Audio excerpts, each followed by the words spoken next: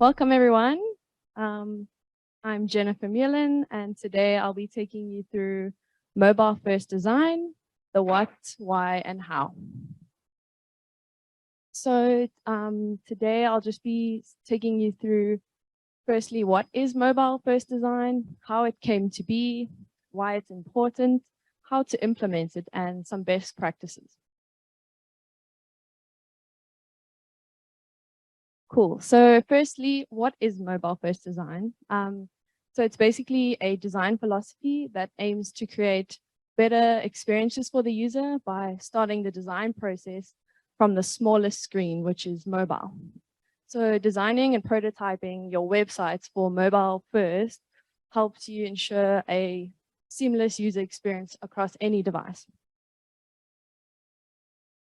So how did mobile first design start? So basically, websites were mostly developed for desktop, and then as it went on, it was modified by cutting out certain elements to enhance the website for mobile or tablet devices.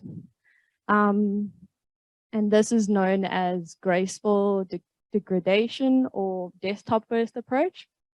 So this is by beginning with the larger screen and working your way down to the smallest. The problem with this is that certain elements don't render well on small devices, and it degrades the visual appearance of your website on a small device. It also, mobile is really seen as something done like leftover. It's not really seen as important. And then the opposite of this approach would be progressive advancement or mobile first approach. So this is designing with the smallest screen and then working your way up by adding more elements and functionality for bigger screens. Cool. So why is mobile first important? Mobile devices are an integral part of the website landscape, and they will continue to be vital for the future as well. So around 72.5% of people will have access to the internet solely with their phones by 2025. So it's very important that businesses incorporate a mobile first approach to their websites, because mainly users will mainly access the websites from mobile, and it's good to have a mobile friendly website for conversion rates, and also for discovery purposes. Also, according to Google, the algorithm also favors mobile-friendly websites, so that's really good for your SEO, things like that. Yeah, it's also good for saving money on development costs for more expensive methods like an app, let's say, instead of like a really good mobile-friendly website. And also, it's a bit irritating. I don't know about you, when I go onto a website and they tell me, you know, you must download an app to use it, when I don't want to. I just want to look on the website. So then, how do we implement this mobile first approach in product design? I will take you through an example of a restaurant website. So starting with the mobile, of course, this is your quick on-the-go device. Then you'll have the most important elements on this screen. So your operating hours, your location, your contact details, or even maybe a call button that takes you directly to your phone because it's a mobile device.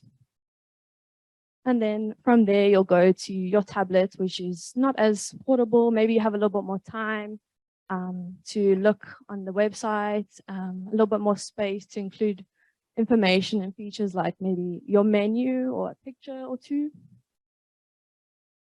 And then finally with your desktop, this is where you have the most time and space available, probably using your desktop to plan a future event. Maybe you want to go to a restaurant, you want to browse and see, oh, what are the events like, some blog posts, maybe look through their gallery or catering services. So then just to end off with some best practices for mobile first design. Firstly, mobile first is always content first. So having the most crucial elements for your users. And then number 2, easy to navigate. Obviously, easy to navigate for the user. Things are easy to find, maybe incorporating functionality like a hamburger menu. And then also just to keep it simple, don't overwhelm the user with too much. Just keep the most important things there. Some nice white space with as few pages as possible. And then just to test it on a real device, because that's the device that the user is going to use. So not testing it on a desktop, obviously. This helps to test the overall usability of your website. Cool, thank you. Any questions?